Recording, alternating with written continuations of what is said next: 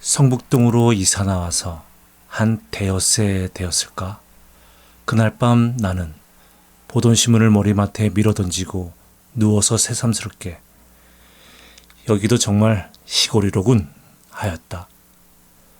무어 바깥이 컴컴한 걸 처음 보고 시내 물소리와 쏴하는 솔바람 소리를 처음 들어서가 아니라 황수건이라는 사람을 이날 저녁에 처음 보았기 때문이다. 그는 말 몇 마디 사귀지 않아서 곧 못난이라는 것이 드러났다. 이 못난이는 성북동의 산들보다 물들보다 조그만 지름길들보다 더 나에게 성북동이 시골이란 느낌을 풍겨주었다.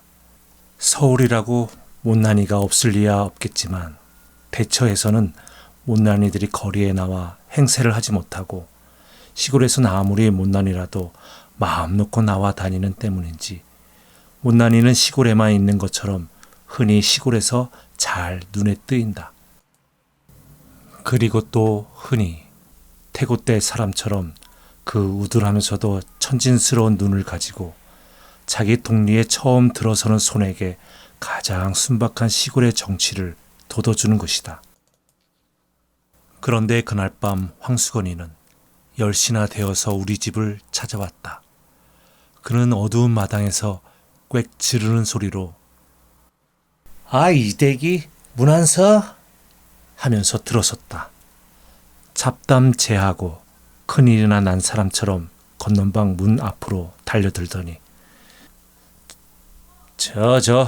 문 안 서대문 거리라나요? 어디선가 나오신 댁입시오? 한다. 보니 핫비는 안 입었으되 신문을 들고 온 곳이 신문 배달부다. 그렇소. 신문이요? 아 그런 걸 사흘이나 저 건너쪽에만 가 찾았습죠. 제가 하더니 신문을 방에 떨어뜨리며 그런뎁시오. 왜 이렇게 쬐꼬만 집을 사갖고 와 계십시오? 아 내가 알았더라면 이 아래 큰 기아집도 많은걸요. 한다. 하도 말이 황당스러워 유심히 그의 생김을 내다보니 눈에 얼른 두드러지는 것이 빡빡 깎은 머리로 돼 보통 크다는 정도 이상으로 골이 크다. 그런데다 옆으로 보니 장구 대가리다. 그렇소? 아무튼 집 찾느라고 수고했소. 하니 그는 큰 눈과 큰 입이 일시에 희죽거리며 뭐립시오? 이게 제 업인뎁시오?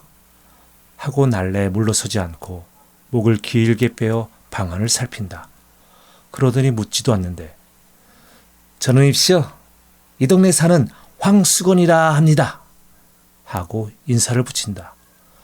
나도 깍듯이 내 성명을 대었다. 그는 또 싱글벙글하면서 대개 개가 없구만입시오. 한다. 아직 없소. 하니 개 그까짓 거 두지 마십시오. 한다. 왜 그렇소? 물으니 그는 얼른 대답하는 말이 신문 보는 집에입시오. 개를 두지 말아야 합니다. 한다. 이거 참 재미있는 말이다 하고 나는 왜 그렇소? 하고 또 물었다. 이 뒷동네 은행수에 댕기는 집에입시오. 망아지만한 개가 있는뎁시오. 신문을 배달할 수가 있어야 합죠. 왜? 막 깨물려고 댐비는 곱시오. 한다. 말 같지 않아서 나는 웃기만 하니 그는 더욱 신을 낸다. 그 놈의 개 그저 한번 양떡을 먹여대야 할 텐데 하면서 주먹을 부르대는데 보니 손과 팔목은 머리에 비기어 반비례로 작고 가느다랗다. 어서 권할 텐데 자시오. 하니 그는 마지못해 물러서며 선생님 참 이 선생님 편안히 주무십시오. 제 집은 여기서 얼마 안 되는 걸 집시오. 하더니 돌아갔다. 그는 이튿날 저녁 집을 알고 오는데도 9시가 지나서야 신문 배달해 왔습니다. 하고 소리를 치며 들어섰다. 오늘은 왜 늦었소? 물으니 자연스럽죠. 하고 다른 이야기를 꺼냈다. 자기는 워낙 이 아래에 있는 삼산 학교에서 일을 보다 어떤 선생하고 뜻이 덜 맞아 나왔다는 것. 지금은 신문 배달을 하나 원 배달이 아니라 보조 배달이라는 것. 저희 집엔 양친과 형님 네와 조카 하나와 저희 네까지 식구가 7이라는 것. 저희 아버지와 저희 형님의 이름은 무엇이며 자기 이름은 황가인데다가 목숨 숫자하고 세울 건자로 황수건이기 때문에 아이들이 노랑수건이라고 놀리어서 성북동에서는 가가호호에서 노랑수건하면 다 자긴 줄 아리라고 자랑스럽게 이야기하다가 이날도 어서 그만 다른 집에도 신문을 갖다 줘야 하지 않소? 하니까 그때서야 마지못해 나갔다. 우리 집에서는 그까지 반편과 무얼 대꾸를 해가지고 그러느냐 하되 나는 그와 짓거리기가 좋았다. 그가 아무것도 아닌 것을 가지고 열심스럽게 이야기하는 것이 좋았고 그와는 아무리 오래 짓거리어도 힘이 들지 않고 또 아무리 오래 짓거리고 나도 웃음밖에는 남는 것이 없어 기분이 거뜬해지는 것도 좋았다. 그래서 나는 무슨 일을 하는 중만 아니면 한참씩 그의 말을 받아주었다.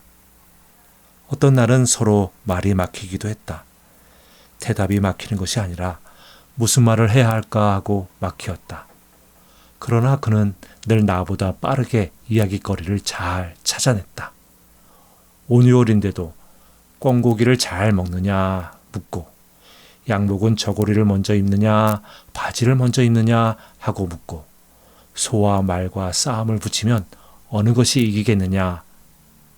아무튼 그가 얘기거리를 취재하는 방면은 기상천외로 여간 범위가 넓지 않은 데는 도저히 당할 수가 없었다.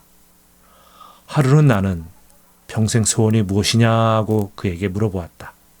그는 그까짓 것쯤 얼른 대답하기는 누워서 떡 먹기요 라고 하면서 평생 소원은 자기도 원배달이 한번 되었으면 좋겠다는 것이었다. 남이 혼자 배달하기 힘들어서 한 20부 떼어주는 것을 배달하고 월급이라고 원 배달액에서 한 3원 받는 터이라 월급을 20여 원을 받고 신문사 옷을 입고 방울을 차고 다니는 원 배달이 제일 부럽노라 하였다. 그리고 방울만 차면 자기도 뛰어다니며 빨리 돌 뿐 아니라 그 은행소에 다니는 집개도 조금도 무서울 것이 없겠노라 하였다. 그래서 나는 그럴 것 없이 아주 신문사 차장쯤 되었으면 원배달도 바랄 것 없고 그 은행소에 다니는 집개도 상관할 바 없지 않겠느냐 한즉 그는 둥그레지는 눈알을 한참 굴리며 생각하더니 나는 그렇겠다고 하면서 자기는 경란이 없어 거기까지는 바랄 생각도 못하였다고 무릎을 치듯 가슴을 쳤다. 그러나 신문사장은 이내 잊어버리고 원배달만 마음에 박혔던 듯 하루는 바깥 마당에서부터 무엇라고 떠들어대며 들어왔다. 이 선생님 계십시오? 저도 내일부터 원배달이옵시다. 오늘 밤만 자면 한다. 자세히 물어보니 성북동이 따로 한 구역이 되었는데 자기가 맡게 되었으니까 내일은 배달복을 입고 방울을 막 떨렁거리면서 올 테니 보라고 한다. 그리고 사람이란 게 그러게 뭐든지 끝을 바라보고 붙들어야 한다. 나에게 일러주면서 신이 나서 돌아갔다.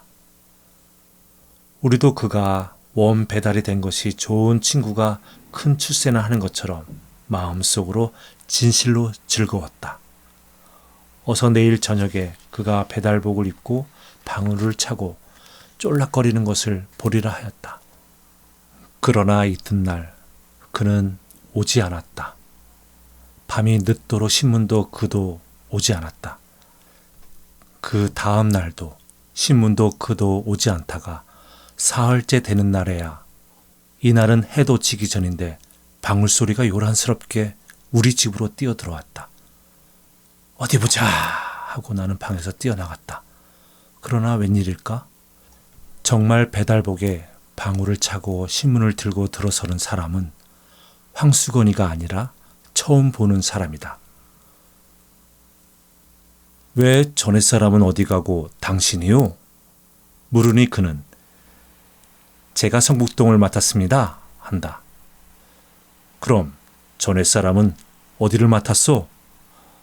하니 그는 픽 웃으며 그까짓 반편을 어디 맡깁니까?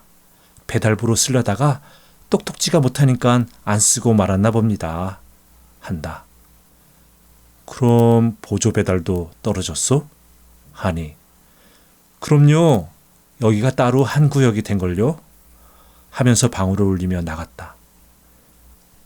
이렇게 되었으니 황수건이가 우리 집에 올 길은 없어지고 말았다. 나도 가끔 문 안엔 다니지만 그의 집은 내가 다니는 길 옆은 아닌 듯 길가에서도 잘 보이지 않았다. 나는 가까운 친구를 먼 곳에 보낸 것처럼, 아니 친구가 큰 사업에나 실패하는 것을 보는 것처럼 못 만나서 섭섭뿐만이 아니라 마음이 아프기도 하였다. 그 당자와 함께 세상의 야박함이 원망스럽기도 하였다. 한데 황수건은 그의 말대로 노랑수건이라면 온 동네에서 유명은 하였다. 노랑수건 하면 누구나 성북동에서 오래 산 사람이면 먼저 웃고 대답하는 것을 나는 차츰 알았다. 내가 잠깐씩 며칠 보기에도 그랬거니와 그에겐 우스운 일화도 한두 가지가 아니었다. 삼산학교에 급사로 있을 시대에 삼산학교에다 남겨놓고 나온 일화도 여러 가지라는데 그 중에 두어 가지를 동네 사람들의 말대로 옮겨보면 역시 그때부터도 이야기하기를 대단 즐기어 선생들이 교실에 들어간 새 손님이 오면 을에 손님을 앉히고는 자기도 걸상을 갖다 떡 마주놓고 앉는 것은 물론 마주 앉아서는 곧 자기류의 만담 산매로 빠지는 것인데 한 번은 도 항무국에 시학관이 나온 것을 이따위로 대접하였다. 일본말을 못하니까 만담은 할 수 없고 마주 앉아서 자꾸 일본말을 연습하였다. 센세이히 와요 고자이마스까? 히히 아메가 후리마스 후끼가 후리마스까? 히히. 시학관도 인정이라 처음엔 웃었다. 그러나 10번 20번을 되풀이하는 데는 성이 나고 말았다. 선생들은 아무리 기다려도 종소리가 나지 않으니까 한 선생이 나와 보니 종칠 것도 잊어버리고 손님과 마주 앉아서 오하이요 유키가 호리마스까 하는 판이다. 그날 수건이는 선생들에게 단단히 몰리고 다시는 안 그러겠노라고 했으나 그 버릇을 고치지 못해서 그해 쫓겨나오고 만 것이다. 그는 너의 색시 단안한다 하는 말을 제일 무서워했단다. 한 번은 어느 선생의 장난말로 요즘 같은 따뜻한 봄날엔 옛날부터 색시들이 달아나기를 좋아하는데 어제도 저 아랫말에서 둘이나 달아났다니까. 오늘은 이 동리에서 꼭 달아나는 색시가 있을걸? 했더니 수건이는 점심을 먹다 말고 눈이 휘둥그레졌다 한다. 그리고 그날 오후에는 어서 바삐 하악을 시키고 집으로 갈 양으로 50분 만에 치는 종을 20분 만에 30분 만에 함부로 다 가서 쳤다는 이야기도 있다. 하루는 내가 거의 그를 잊어버리고 있을 때 이 선생님 계십시오 하고 수건이가 찾아왔다. 반가웠다. 선생님 요즘 신문이 거르지 않고 잘 없쇼? 하고 그는 배달 감독이나 되어온 듯이 묻는다. 잘 오. 왜 구류? 한직도 늦지도 않급쇼? 일찍이 제때마다 꼭꼭 없쇼? 한다. 당신이 도를 때보다 3시간은 일찍이 오고 날마다 꼭꼭 잘 오. 하니 그는 머리를 벅적벅적 긁으면서 하루라도 걸르기만 해라. 신문사에 가서 대뜸 일러 바치지. 하고 그 빈약한 주먹을 부르댄다. 그런데쇼 선생님. 왜 그류? 삼산학교에 말씀해요. 그 제 대신 들어온 급사가 저보다 근력이 세게 생겼습죠? 나는 그 사람을 보지 못해서 모르겠소. 하니 그는 은근한 말소리로 희죽거리며 제가 거길 또 들어가 볼라굽시오. 운동을 합지요. 한다. 어떻게 운동을 하오? 그까짓 거 날마다 사무실로 갑죠.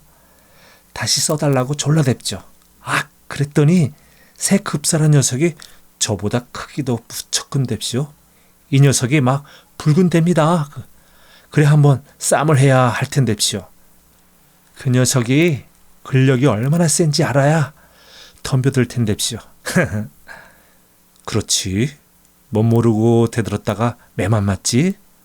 하니 그는 한 걸음 다가서며 또 은근한 말을 한다. 그래섭시오. 어쩌녁엔 큰 돌멩이 하나를 굴려다 삼산학교 대문에다 놨습죠. 그리고 오늘 아침에 가보니까 없어졌는데요. 이 녀석이 나처럼 억지로 굴려다 버렸는지 번쩍 들어다 버렸는지 그만 못 봤거든요. 제게 하고 머리를 긁는다. 그러더니 갑자기 무얼 생각한 듯 손뼉을 탁 치더니 그런데요. 제가 온 거입시오. 댁에선 우두를 넣지 마시라고 왔습죠. 한다. 우두를 왜 넣지 말란 말이오? 한즉 요즘 마마가 다닌다고 모두 우두들을 넣는답시오.